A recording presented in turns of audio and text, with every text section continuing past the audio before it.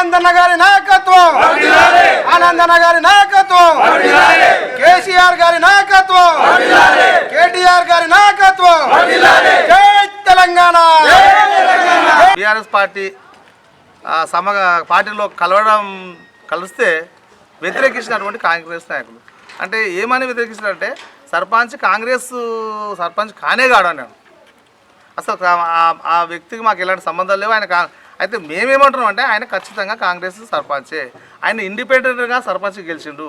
BRS నుంచి పట్ల ప్రభాకర్ రెడ్డి గెలిచిండు. కాంగ్రెస్ నుంచి కాజమయ్య ఉండే, ప్రతి పార్టీ నుంచి ప్రతిపక్షం ఉండే, కానీ ఆయనకి ఏ పార్టీ లేకుండా సర్పంచ్కి మాత్రము ఇండిపెండెంట్గా సర్పంచ్గా గెలవడం జరిగింది. మంచి మెజార్టీతో గెలిచిండు. 8 మంది సర్పంచ్ అయిపోయి గ్రామంలో ఇప్పటికీ మరి 172 ఓట్లతో ఏ సర్పంచ్ కూడా గెలవలేడు. ఆయనకు మంచి పేరు ఉందా చెడు పేరు ఉందా అది మీరు ఆలోచించాలి. వాస్తవానికి కాంగ్రెస్ కార్యకర్త సర్పంచ్ కాకపోవచ్చు, కాంగ్రెస్ కాకపోవచ్చు, లీడర్ కాకపోవచ్చు, కానీ సర్పంచ్గా ఆయన ఇండిపెండెంట్ గెలిచిన తర్వాత సర్పంచ్ ఇండిపెండెంట్గా గెలిచిన తర్వాత రూలింగ్ పార్టీ కాంగ్రెస్ పార్టీ అని, కాంగ్రెస్ పార్టీకి పోతే గ్రామం డెవలప్ అవుతుంది, వ్యక్తిగతంగా నేను కూడా డెవలప్ అవుతుంది అనే ఉద్దేశంతోనే ఆయన ఆ రోజు కూడా ఒక 50-60 మందితో తీసుకొని ప్రసాద్ సార్ సమక్షంలో కాంగ్రెస్లో గెలవడం జరిగింది. అది ఒకసారి కలిసినా ఫస్ట్ ఆఫ్ ఆల్ కాంగ్రెస్లో ఉన్నట్లుగా, ఆ తర్వాత బీఆర్ఎస్లోకి వచ్చింది. కానీ ఫస్ట్ ఆఫ్ ఆల్ అయితే మరి కాంగ్రెస్లోనే కలిసింది. కాబట్టి కాంగ్రెస్ మాది కాదనేది ఎట్లా అంటున్నారు మీరు? మీకు ఏమి ఇబ్బంది ఏమవుతుంది? సర్పంచ్ మీ కాంగ్రెస్ పార్టీలోకి వస్తే వాళ్ళు ఇబ్బంది పెడుతుందా? ఎందుకు అట్లా అంటారు? అది కరెక్ట్ కాదు. కాకపోతే ఆయన ఖచ్చితంగా ఆయన వాస్తవాన్ని ఏంటంటే ఇండిపెండెంట్గా సర్పంచ్గా గెలిచాడు. సర్పంచ్ ఎవరైనా ఏ పొలిటికల్ ఎంపీటీసీనా జెడ్పీటీసీనా ఎవరైనా రూలింగ్ పార్టీకి వెళ్తారు. కాబట్టి ఆయన కూడా వాస్తవంగా అన్ని రకాల ఆలోచన చేసి ఒక 3 నెలలు ఆలోచన చేసి గ్రామం డెవలప్ కావాలనుకుంటే రూలింగ్ పార్టీకి వెళ్ళాలనే ఆలోచనతో ఆయన రూలింగ్ పార్టీకి వెళ్ళిండు. రూలింగ్ పార్టీ ఆయన సామినంగా ఆహ్వానించి ఆయనకు సపోర్ట్ చేసి మీ సలహా సూచనలు ఇచ్చి గ్రామాన్ని డెవలప్ చేయాలి. కానీ ఆయన మాకు మనిషిగాడు అసలు మా కాంగ్రెస్ అనే కాడు అని అది వాస్తవం కాదు. ఖచ్చితంగా కాంగ్రెస్కి వెళ్ళింది. కాబట్టి కాంగ్రెస్లోకి వెళ్ళి ఏమి విమర్శ జరిగింది, ఏం అవమానం జరిగింది అది దృష్టిలో పెట్టుకొని మళ్ళీ విలేజ్కి వచ్చి ఆయన బాధ గోస అంతా చెప్పుకొని మళ్ళీ ఒక 60-70 మందితో బీఆర్ఎస్ పార్టీలో కలవడం జరిగింది. ప్రెస్ మీట్ పెట్టిన కారణం ఏంటంటే సర్పంచ్ను ఉద్దేశించి మన కాంగ్రెస్ పార్టీ వాళ్ళు ఏదో ఉద్దేశించి మన వ్యక్తిగతంగా ఆయన ఆ పార్టీలో కలిసిండని వాళ్ళు విమర్శలు చేసి మా మీద బురద చల్లడం జరుగుతున్నది. ఇది కరెక్ట్ కాదు. ఏంటంటే ఆయన ఇండిపెండెంట్గా గెలిచినాక ఆయన ఏదేదో మబ్బు కొట్టి ఆల్రెడీ కాంగ్రెస్ పార్టీకి మీరే తీసుకెళ్ళిన తర్వాత ఏం జరిగిందో మీకు ఏరుస్తుంది. ఆయనకు సపోర్ట్ చేసినరా చేయలేరా మాకు తెలియదు. అది మళ్ళీ ఆయన ఏమనుకున్నాడో మళ్ళీ మీ పార్టీలోకి వస్తాను నేను ఫస్ట్ మేము అడిగితే మా దాంట్లోకి రాలేడు. ఆయన తర్వాత మా దాంట్లోకి వచ్చిన తర్వాత మళ్ళీ మేము మాట్లాడుకొని మళ్ళీ సార్తో కలవడం జరిగిన తర్వాత మళ్ళీ తెల్లారు వచ్చిన నుంచి మా ఊళ్ళో ఇట్లా సర్పంచ్ ఇట్లా చేసుకుని పోయిండు, మా పార్టీవాడు కానెక్కాడంటే మీ పార్టీవాడు కాకపోతే ఎందుకు సార్తో కల్పించారు, ఎందుకు పేపర్ స్టేట్మెంట్ ఇచ్చారు, ఎందుకు టీవీలలో వచ్చిండు? మీ పార్టీవాడు కాకపోతే ఎందుకు చెప్పింది అట్లా?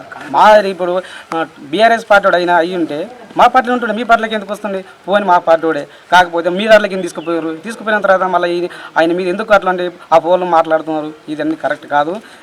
మంచిగా చెప్తున్నాం. మేము బీరేల గ్రామంలో కలిసి పని చేసుకుందామంటే మీకు సహకరిస్తాం. మేము గిట్టంగా మీరు మంచి పనులు తీసుకురండి ఊళ్ళకు మేము అన్ని విధాలా మేము సహకరిస్తాం.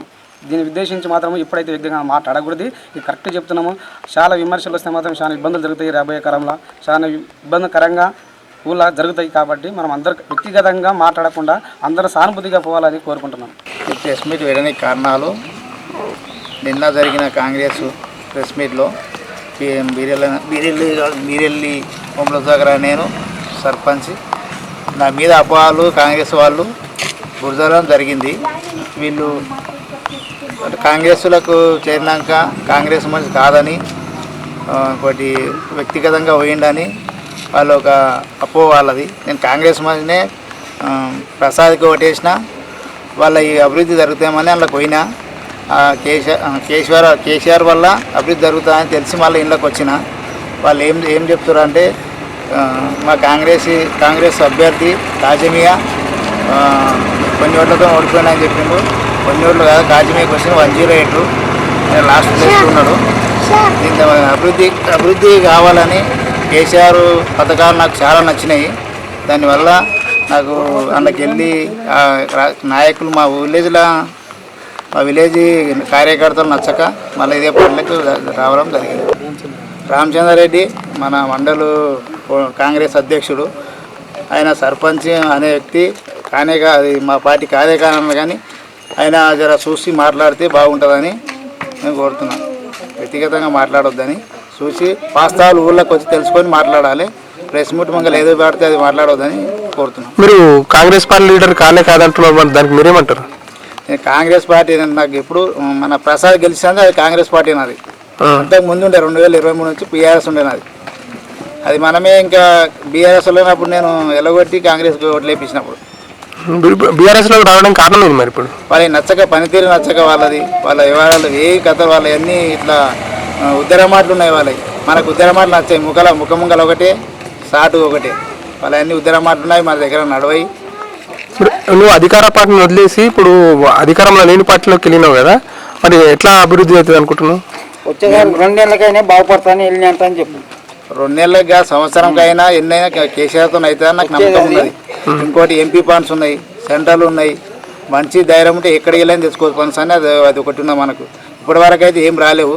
ఓన్లీ శిలాపలక లోపల తీసి తప్ప ఫోటోలు దిగు తప్ప అంతకుమించి ఏం లేదు. కాంగ్రెస్ది బీఆర్ఎస్తో అన్ని సాధ్యమవుతుందని కోరుతున్నాను.